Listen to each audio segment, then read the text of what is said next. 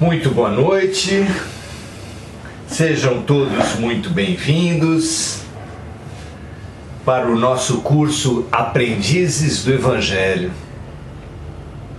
Muito bem-vindos todos, muito bem-vindas todas as amigas, nossos companheiros de aprendizado. Diante de Jesus, o único mestre, somos todos aprendizes, então é uma alegria estarmos juntos, compartilhando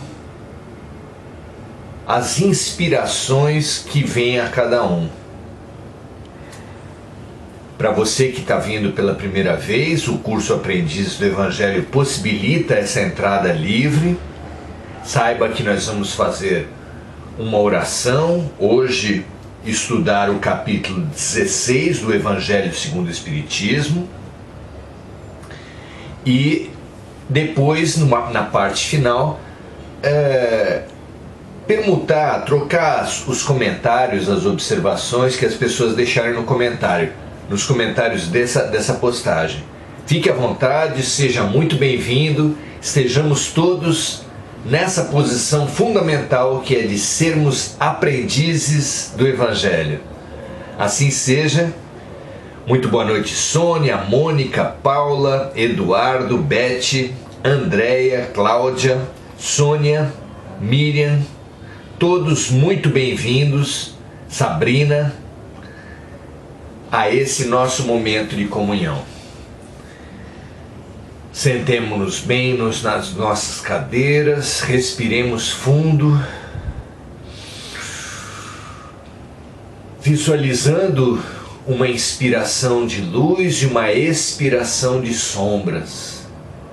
Uma luz muito branca, muito pura, entrando pelo alto de nossas cabeças, nos inundando em todos os nossos poros, em todas as nossas células, e de lá tirando as nossas sombras, expulsando os nossos venenos, nos limpando para esse momento sagrado.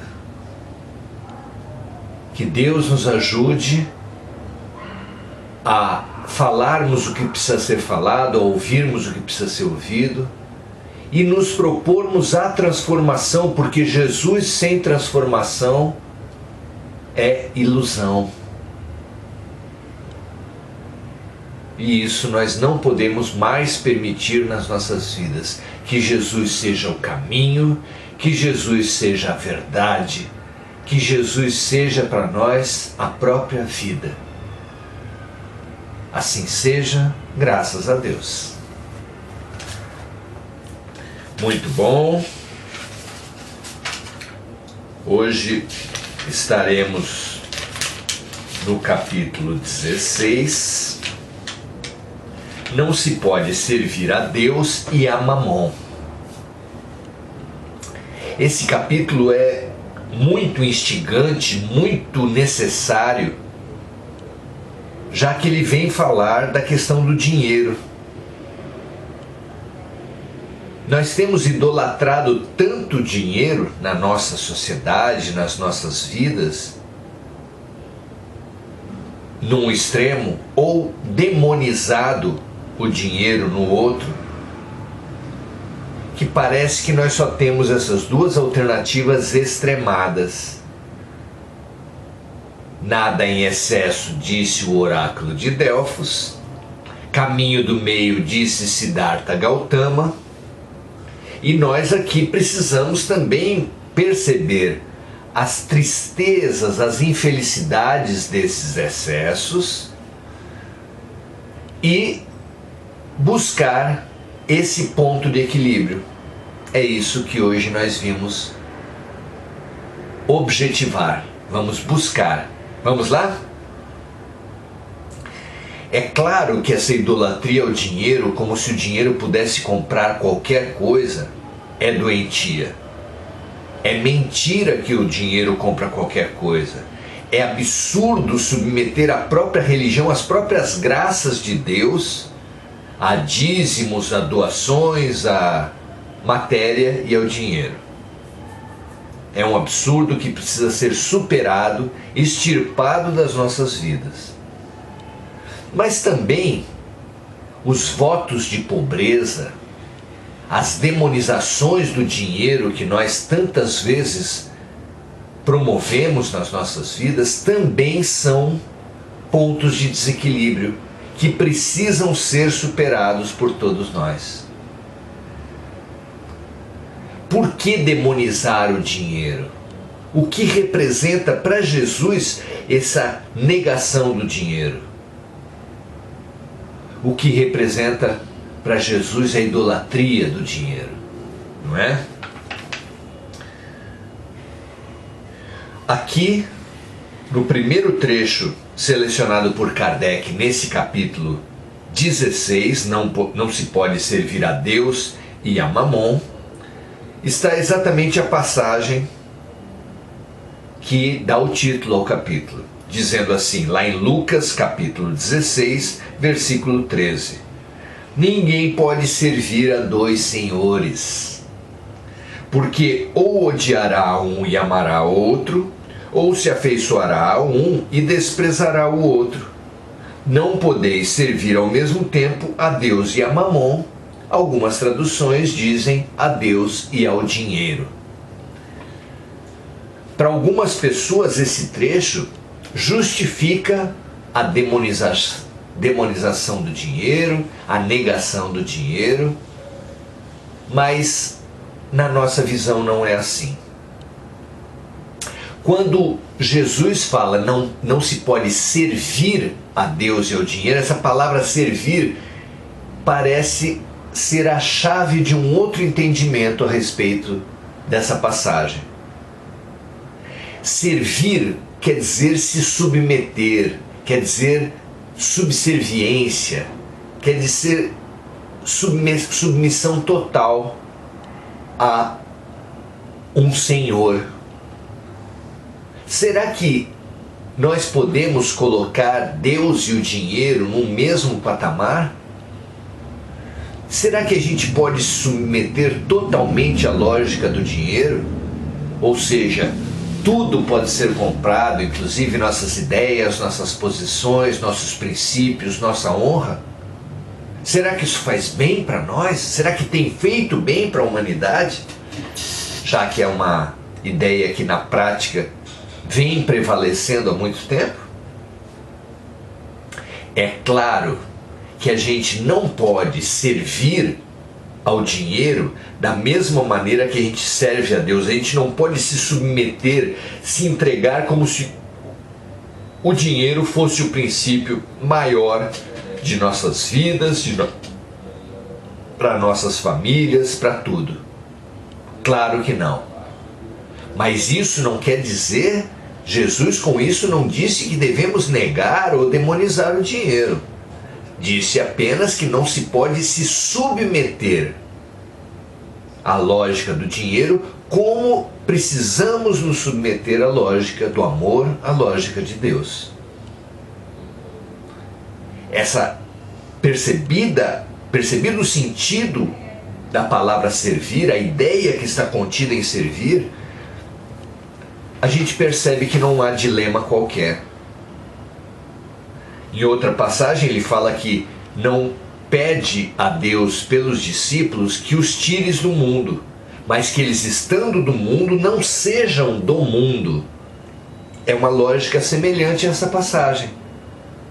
Nós não podemos ser do mundo, nós não podemos pertencer, nós não podemos nos submeter à lógica do dinheiro, mas sim nos submeter à lógica do amor. Não é? Continua em outra citação Kardec. Então um jovem se aproximou dele e lhe disse: bom mestre, o que é preciso que eu faça para adquirir a vida eterna? Jesus lhe respondeu: por que me chamais bom? Só Deus é bom. Se quereis entrar na vida, guardai os mandamentos. Quais mandamentos? Perguntou o jovem. Jesus lhe disse: não matareis, não cometereis adultério, não furtareis, não direis falso testemunho. Honra a vosso pai e a vossa mãe, e ama o vosso próximo como a vós mesmos. O jovem respondeu: tenho guardado todos esses mandamentos desde a minha juventude.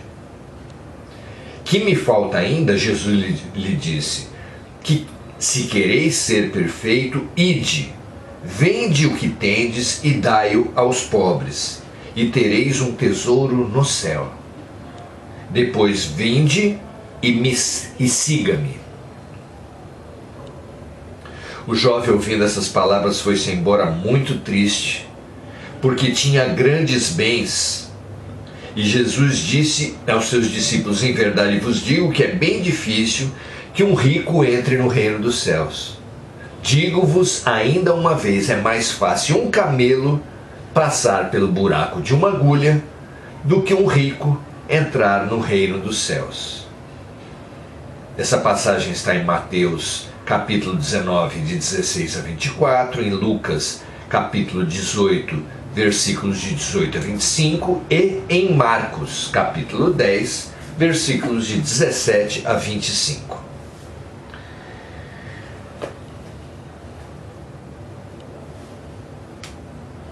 É preciso entender o que Jesus quis dizer novamente, contextualizar dentro daquele momento.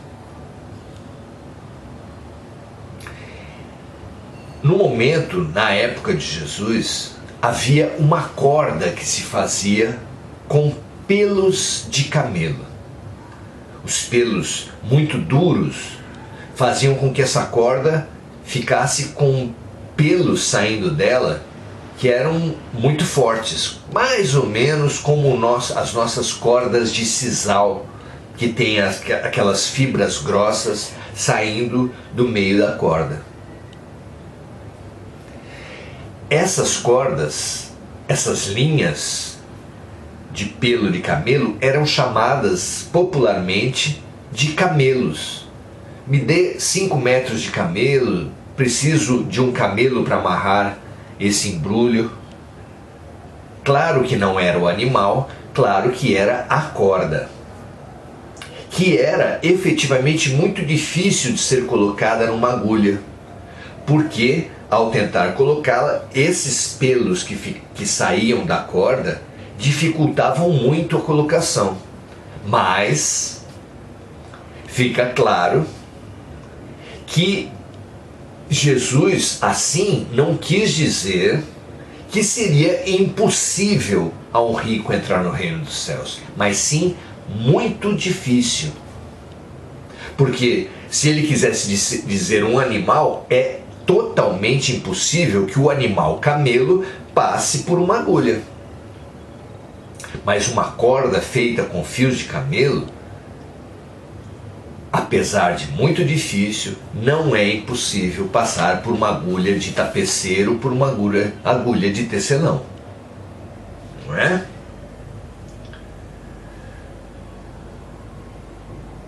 Continuando as citações,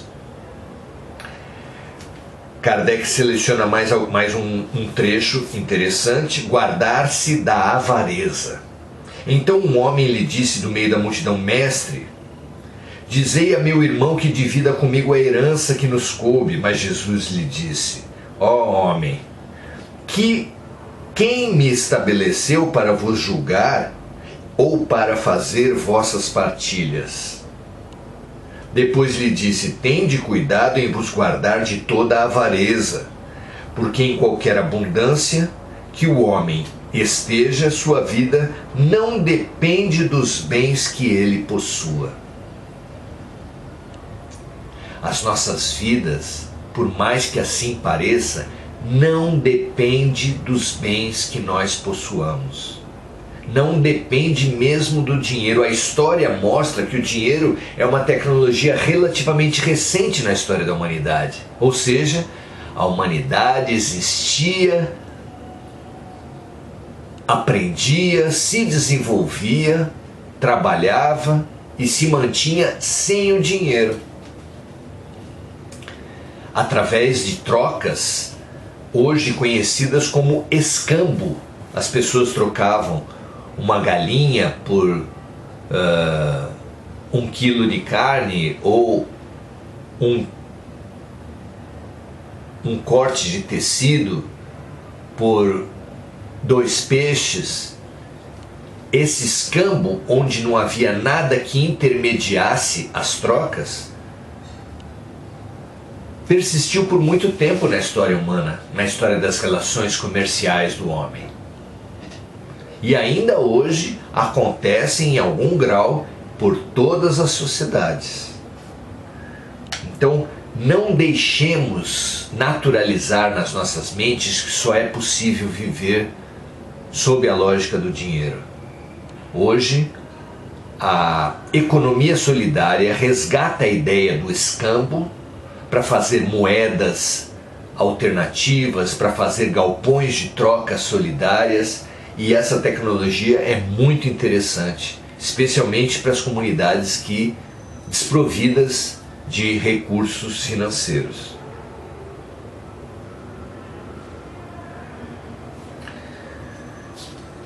E Jesus disse em seguida uma parábola. Havia um homem rico cujas terras tinham produzido extraordinariamente, e ele mantinha em si mesmo esses pensamentos: que farei, porque não tenho lugar onde eu possa encerrar tudo o que colhi? Eis, disse ele, o que farei: derrubarei meus celeiros e os construirei. Desculpe, fechar a janela. E os construirei maiores, e aí colocarei toda a minha colheita e todos os meus bens, e direi à minha alma, tu tens muitos bens reservados para vários anos. Repousa, come, bebe, ostenta. Mas Deus ao mesmo tempo disse a esse homem: insensato que és, vai ser tomada a tua alma esta noite mesmo. E para quem será o que amontoaste? É isso o que acontece àquele que amontoa tesouros para si e que não é rico diante de Deus. Depois, são muitas as passagens em que Jesus usa a figura da economia, a figura do dinheiro, para nos ensinar muitas coisas. Eu vou me concentrar na passagem que é conhecida por nós, na parábola dos talentos, porque essa parábola é muito rica, encerra maravilhosas lições que eu acho que a gente pode se concentrar nelas para refletir sobre muitas coisas das nossas relações com o dinheiro, com as riquezas do mundo e com as riquezas da alma, os nossos talentos, as nossas capacidades. Porque sabiamente, talento, que ao tempo de Jesus era um tipo de moeda, acabou sendo interpretado pela humanidade como todas as capacidades, todas as potencialidades, todas as formas e os poderes que a vida coloca para cada um de nós. Por exemplo, a pessoa mais pobre da Terra terá um poder fundamental nas suas mãos exclusivamente, que é o domínio do seu pensamento. Outra riqueza tremenda também todos têm: o domínio sobre o seu tempo, ainda que alguns seres humanos tentem usurpar esses bens são intrinsecamente de cada um, individuais, não é? Então, todos nós temos riquezas, recursos, talentos, e observar como nós temos usado esses talentos é extremamente importante. Quando nos analisamos, essa análise basicamente é isso: eu tenho poderes. O poder não é só dos ricos, dos que detêm poderes políticos, dos influenciadores digitais, dos famosos. O poder é de todos. Todos em algum grau têm o poder e precisam se analisar como eu tenho, como cada um de nós tem usado os poderes que a vida lhe deu. Essa é a questão que a parábola dos talentos vem trabalhar, e é a questão maravilhosa para todos nós, já que nós estamos sob avaliação na transição planetária, o tempo da separação do joio do trigo. Nós precisamos nos autoavaliar para podermos ser melhor vistos na transição planetária. Então, a parábola dos talentos diz assim: o Senhor age, Deus age, como um homem que, devendo fazer uma longa viagem para fora do país, chamou seus servos e lhes colocou nas mãos seus bens. E tendo dado 5 talentos a um, 2 a outro e 1 a outro, segundo a capacidade diferente de cada um, logo partiu. Então, aqui eu já vou fazer uma primeira parada para refletir com vocês. Quantos de nós já pensou a respeito disso? Por que há tanta diferença nos talentos humanos? Enquanto algumas crianças já nascem com dons artísticos fabulosos, outras crianças nascem embotadas por doenças congênitas, que às vezes fazem com que esses seres, até o final de suas vidas na Terra, não sejam sequer capazes de escrever o próprio nome. Por que para uns tanto e para outros tão pouco? No campo do dinheiro, no campo da inteligência, no campo da beleza, em todos os campos. Por que tanta diferença social? Nesse primeiro momento da parábola dos talentos, Jesus coloca assim, que Deus, representado na parábola pelo Senhor, pelo homem, pelo fazendeiro, pelo sitiante, que chamou seus servidores e colocou nas mãos deles os seus bens, deu a um deles 5 talentos, a outros 2 e a um terceiro 1, segundo a capacidade diferente de cada um. Se nós estendermos ainda segundo a capacidade e a necessidade de cada um, nós entenderemos que não há por que a comparação que nós fazemos, feito crianças que brigam com os pais porque deram um presente para o irmão e não deram para si. Não há arbitrariedades. Mesmo o nosso conceito de graça não existe. Nada é de graça no universo de Deus. Tudo tem uma razão de ser. Você imagina na comparação da vida com o hospital. Teria algum sentido de um doente querer tomar o remédio, querer fazer os exames, querer realizar os tratamentos que um colega seu de quarto faz? Se ele pedisse isso para o médico ia falar o que para ele? Meu amigo, cada um nesse hospital está aqui por uma doença diferente. E mesmo os que têm a mesma doença estão em estágios diferentes de uma mesma doença. Por isso, os remédios, os exames e os tratamentos são individualizados. Eles atendem à necessidade de cada um. Já imaginou numa escola a criança da educação infantil querendo ter as mesmas lições do aluno do ensino fundamental, ou este querendo ter as mesmas lições do aluno do ensino médio?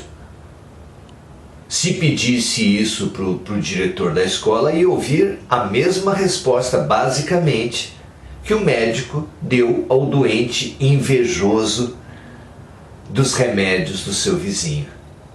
O diretor da escola falaria para esse aluno que a escola dá para cada aluno o que ele precisa, o que ele necessita, o desafio que ele é capaz de vencer. Porque é completamente absurdo um professor perfeito dar a um aluno uma tarefa que ele não é capaz de realizar, que não faz bem para ele receber e realizar, não é mesmo? Se isso é absurdo até nas escolas humanas, se isso é absurdo nos hospitais humanos, que são tão falhos, imagine no hospital e na escola perfeitas de Deus.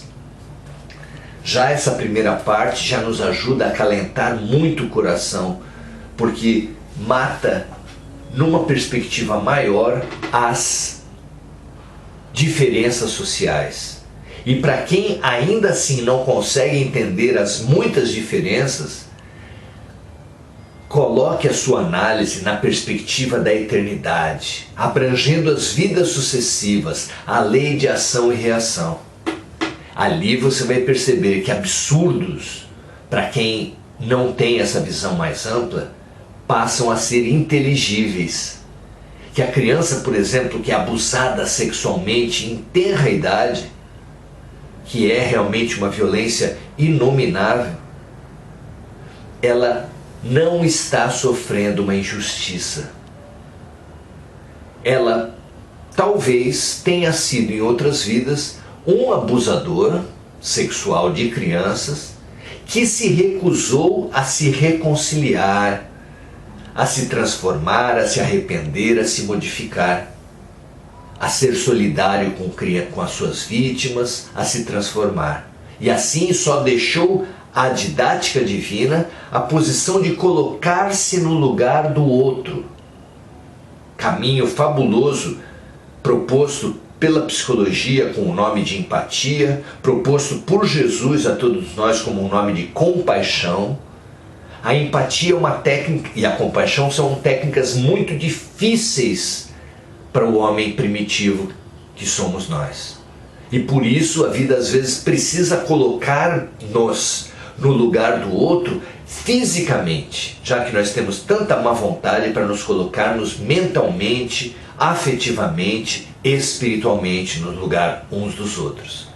E aí é que o abusador é colocado na posição do abusado não como punição, mas para expandir seu ponto de vista.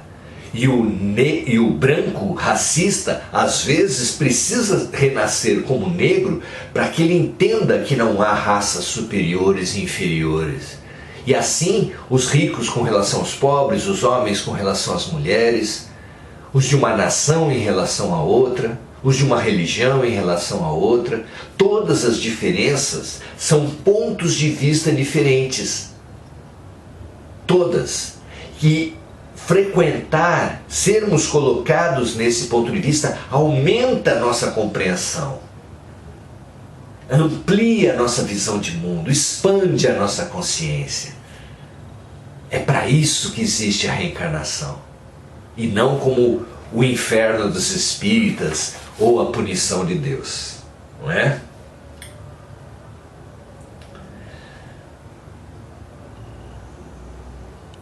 Tendo então aquele Senhor dado aos seus servos os diferentes talentos, segundo a capacidade diferente de cada um, logo partiu.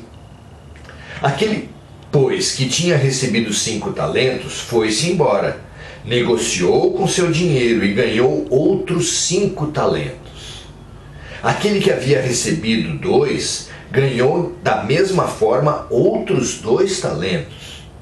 Mas aquele que não havia recebido senão 1 talento, foi cavar na terra e aí escondeu o dinheiro do seu senhor.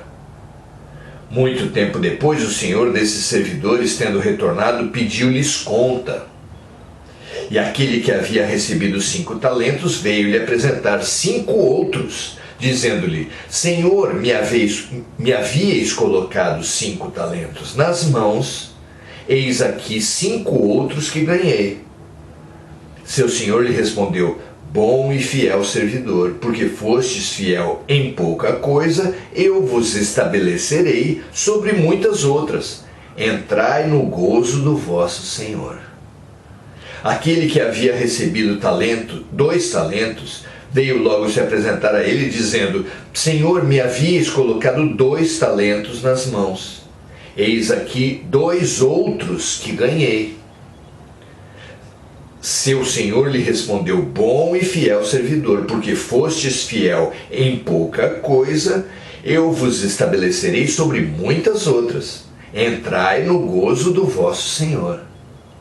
E aqui nós vemos um Deus equânime, que trata igualmente os diferentes, que conta não quanto disso ou daquilo cada um fez, mas a sua subjetividade, a sua emoção, o seu sentimento. Como na parábola da viúva, na passagem do óbolo da viúva, em que Jesus e os discípulos estavam na porta do templo, e Jesus disse aos discípulos que uma viúva que tinha colocado uma moeda de pequeno valor na sua doação ao templo, dera mais do que outros que colocaram moedas de muito maior valor. E diante do escândalo dos discípulos, como assim ela que deu tão pouca moeda deu mais que os outros que puseram moedas pesadas? Porque esta viúva deu daquilo que lhe faltava, enquanto os ricos que colocaram muitas moedas, fazendo grande barulho para chamar a atenção, esses deram daquilo que lhes sobra. Então Deus, ficando claro nessa passagem, como aqui, que Deus considera e trata igualmente os diferentes, considerando a intenção, a boa vontade, a disponibilidade para o bem, não é?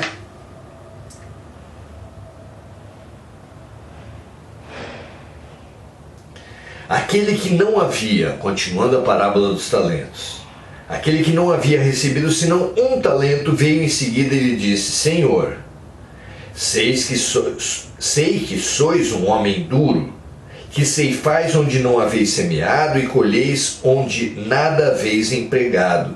Por isso, como eu o temia, escondi vosso talento na terra, ei-lo, restituo o que é vosso. Mas o seu senhor lhe respondeu: servidor mau e preguiçoso.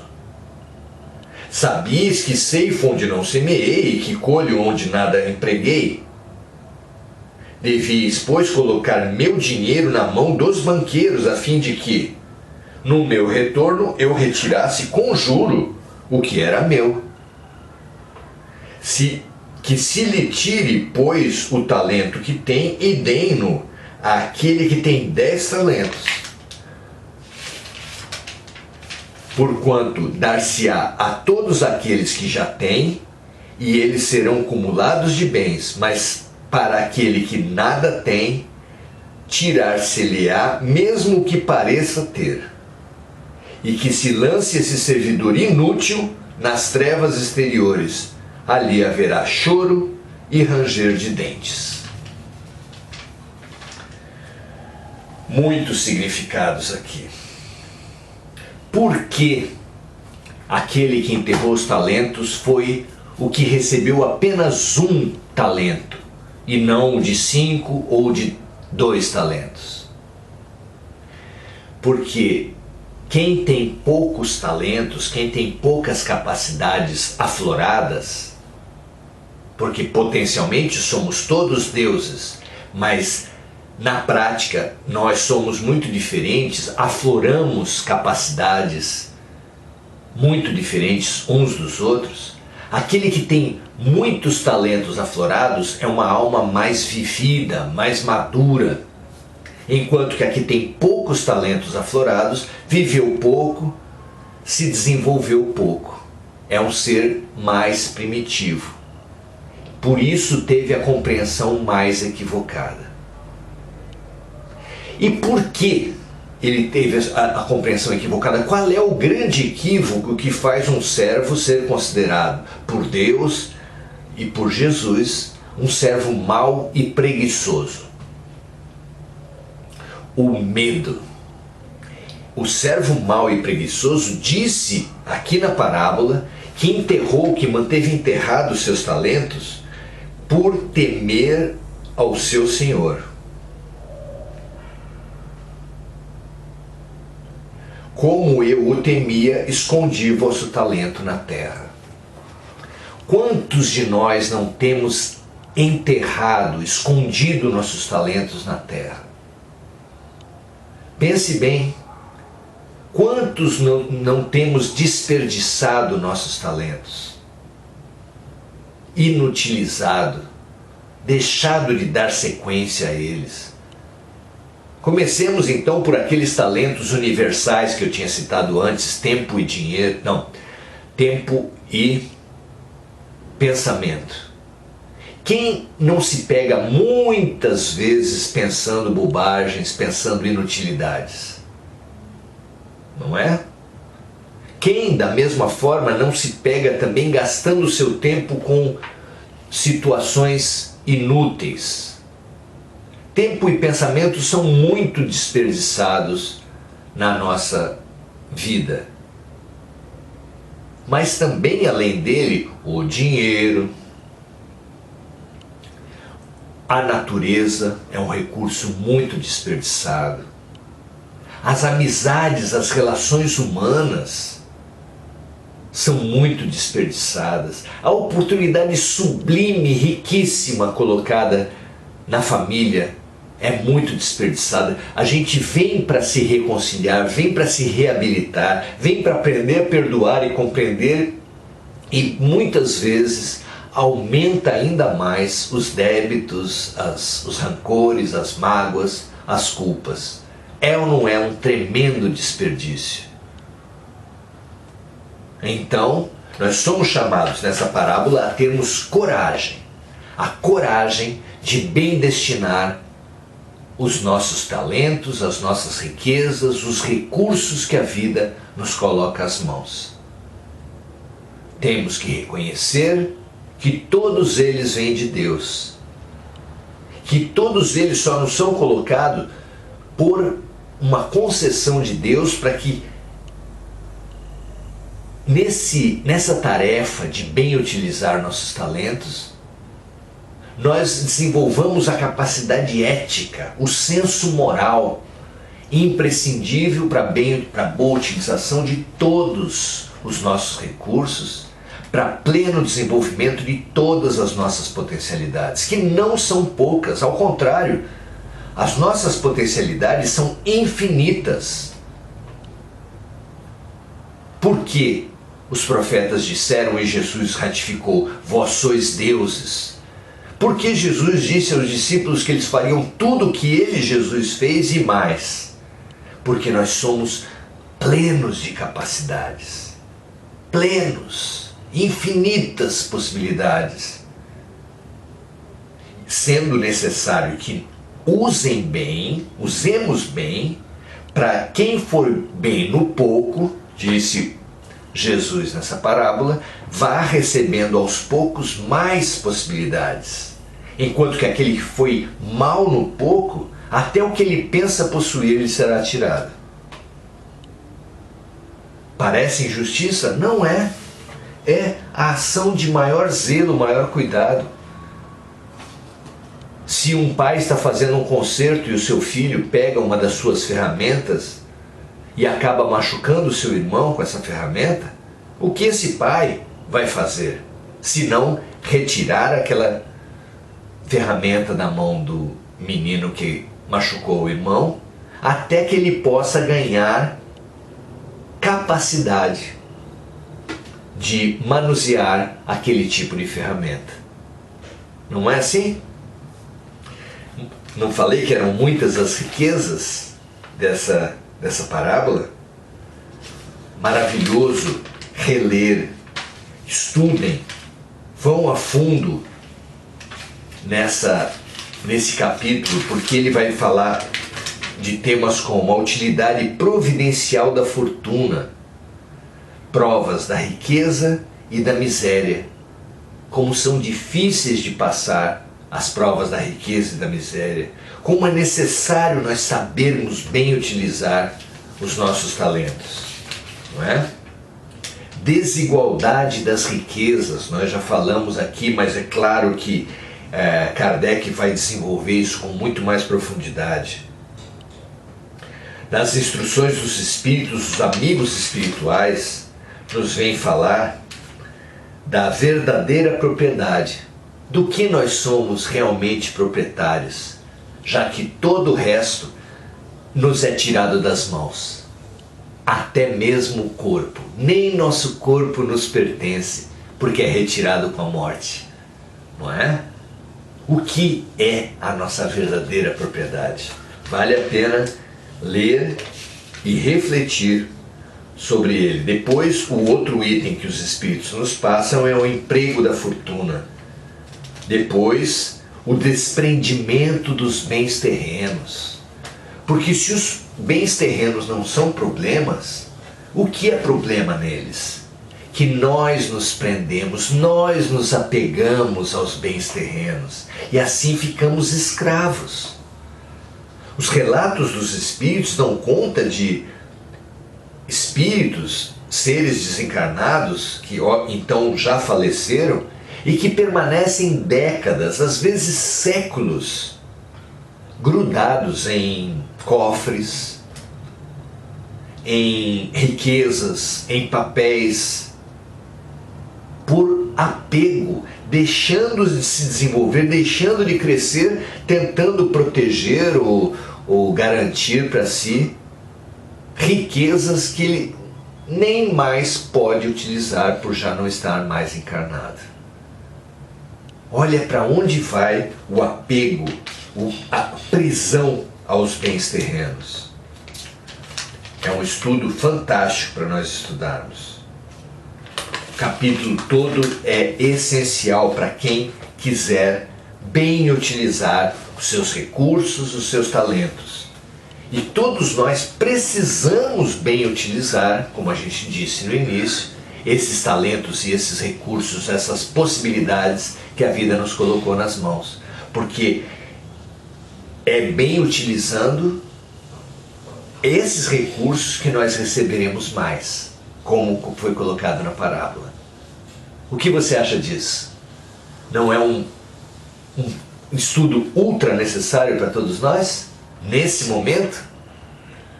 Fantástico. Vamos então agora à parte das trocas, das observações, das inspirações que cada um recebeu aqui, para que nós aprendamos uns com os outros como é nossa tarefa na vida, seja aqui também no nosso grupo Aprendizes do Evangelho. Vamos ver quem traz alguma reflexão.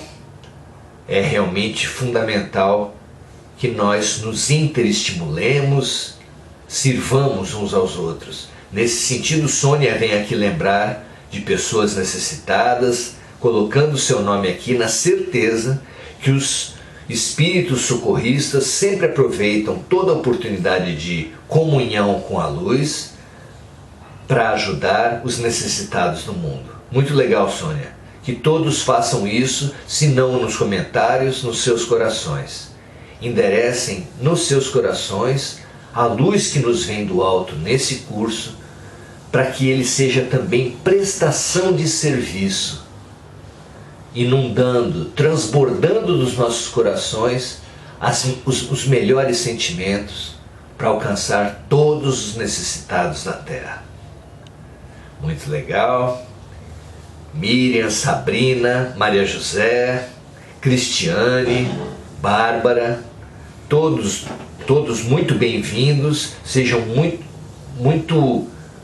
bom a gente estar se confraternizando com Jesus e entre nós. Isildinha, Isabel, Dilma, Andréia, deixa eu ver quem mais, Andréia Moreira. Maria José está falando que está travando muito. É uma pena. Eu atualizei o meu Face antes de começar os nossos trabalhos. A gente sempre orienta que todos vocês atualizem o programa antes de começar, porque isso facilita, diminui muito a interrupção, o travamento da transmissão.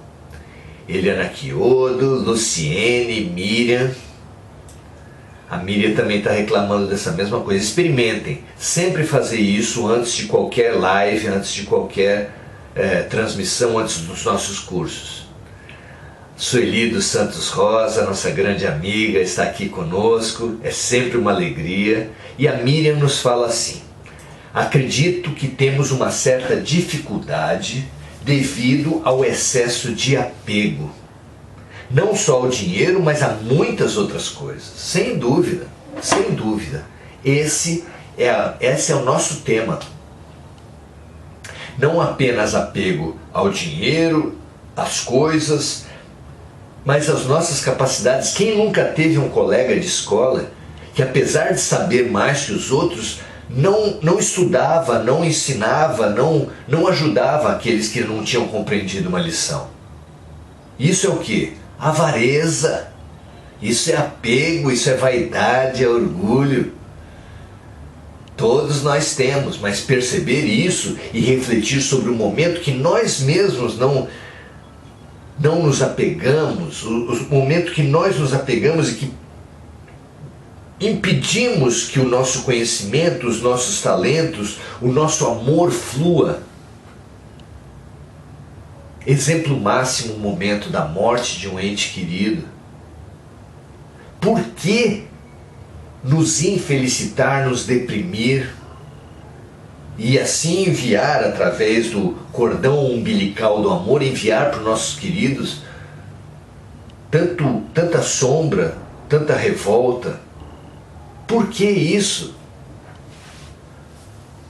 Como interpretar uma mãe e um pai que ficassem infelizes por seu filho ir para um país estrangeiro, onde tem muitas possibilidades, onde ele sempre sonhou ir?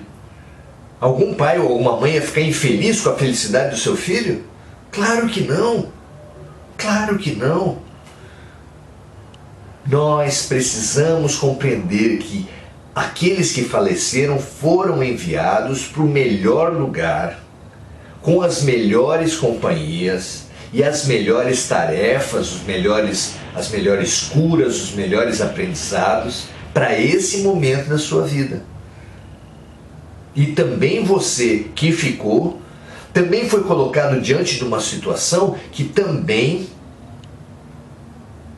é para um aprendizado muito grande. Aquele amor todo que estava concentrado naquela pessoa, nós somos convidados a compartilhar, a repartir esse amor com muitas outras pessoas que são tão amáveis quanto o nosso querido e que precisam muito receber a nossa atenção, o nosso serviço, o nosso afeto. Por que ficar apegado em alguém que momentaneamente nós não podemos mais ver, deixando de lado, desperdiçando esse afeto, mesmo tendo à nossa frente tantos outros necessitados que precisam desse afeto, desse serviço, desse amor? Isso também é apego, também é avareza. Aprendamos a lição do desapego, que é realmente fundamental.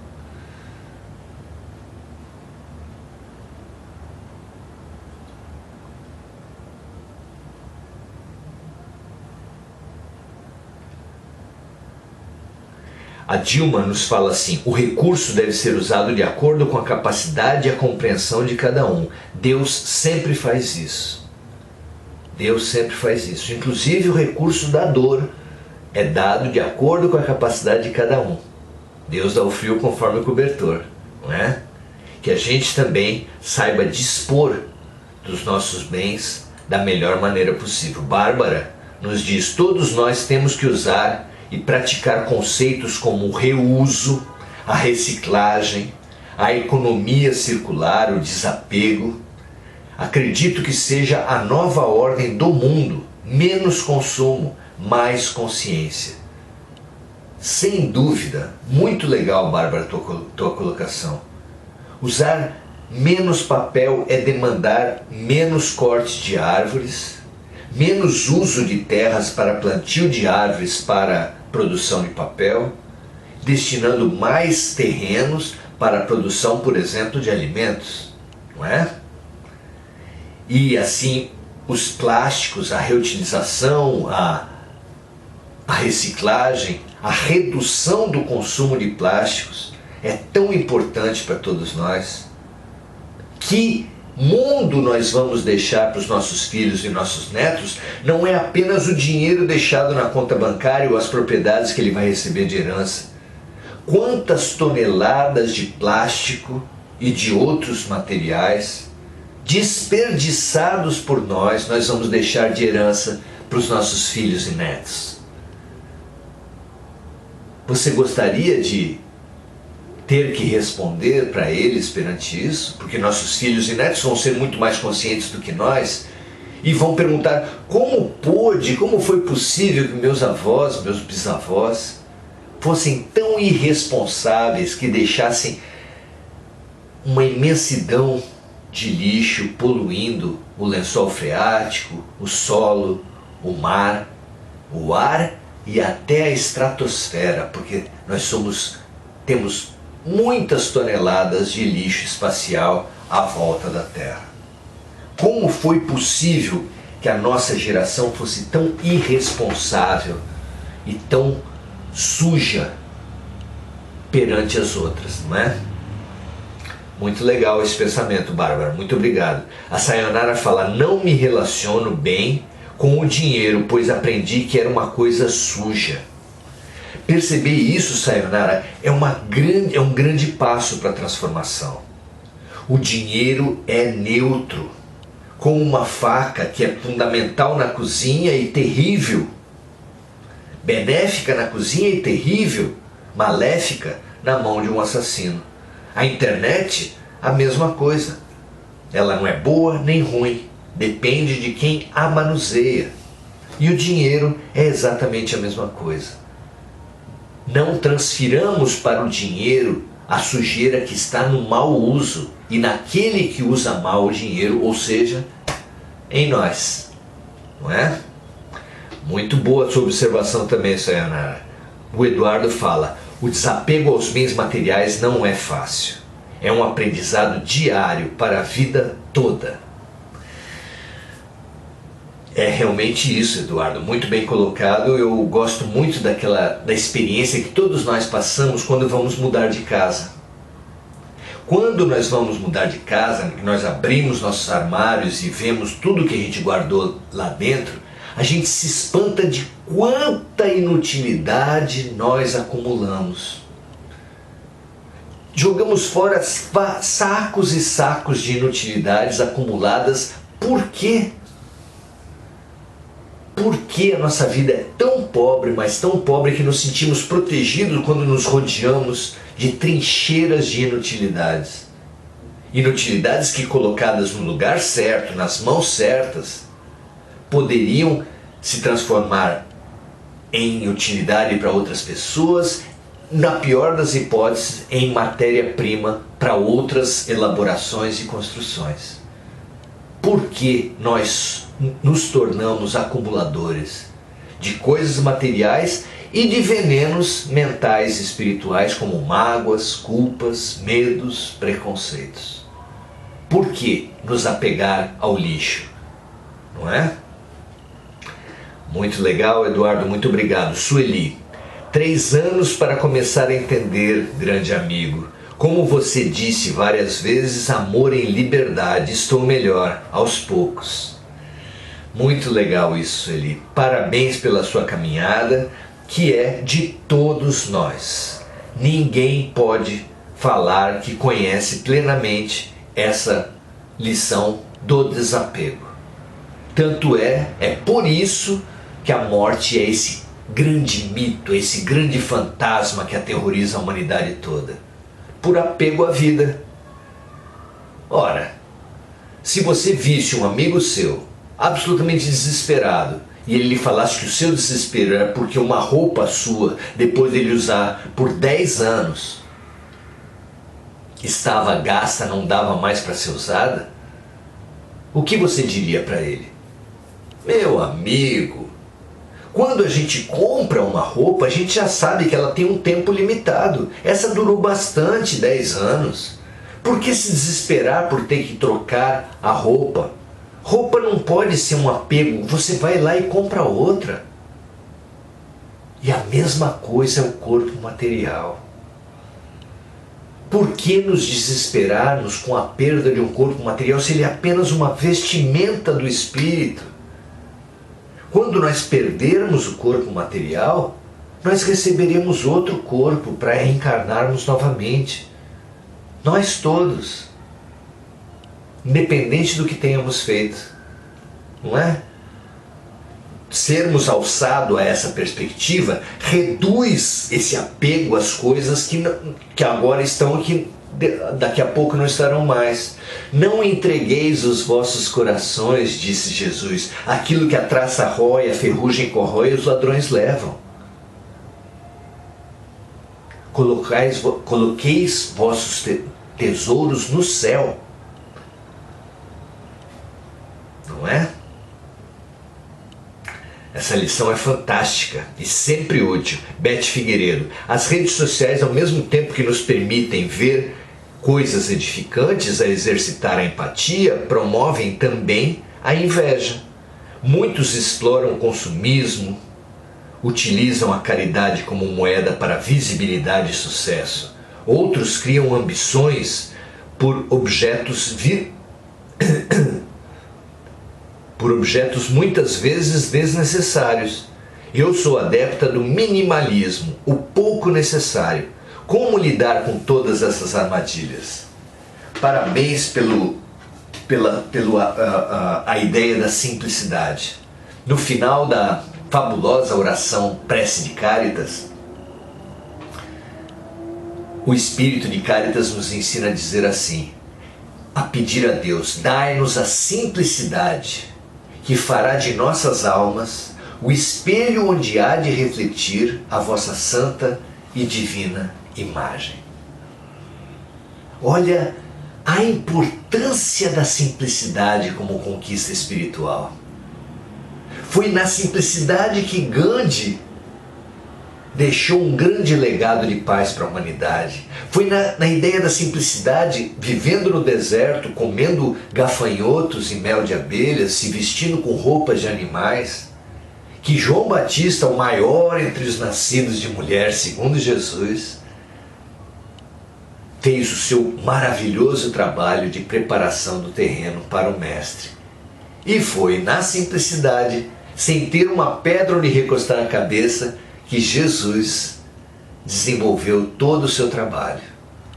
E assim com Sócrates, e assim com Buda, que abriu mão de toda a complexidade, todo o poder, de todo o dinheiro, toda a posição do mundo para viver na simplicidade.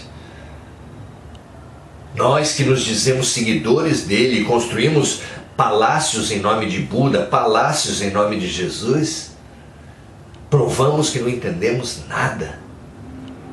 Mas ainda está em tempo. Independente do que os outros falam, independente das teologias, dos interesses institucionais, dos impérios religiosos, seja você, segue-me tu, disse Jesus a Pedro e disse a todos nós, na simplicidade. Que assim seja, meus amigos, que nós aprendamos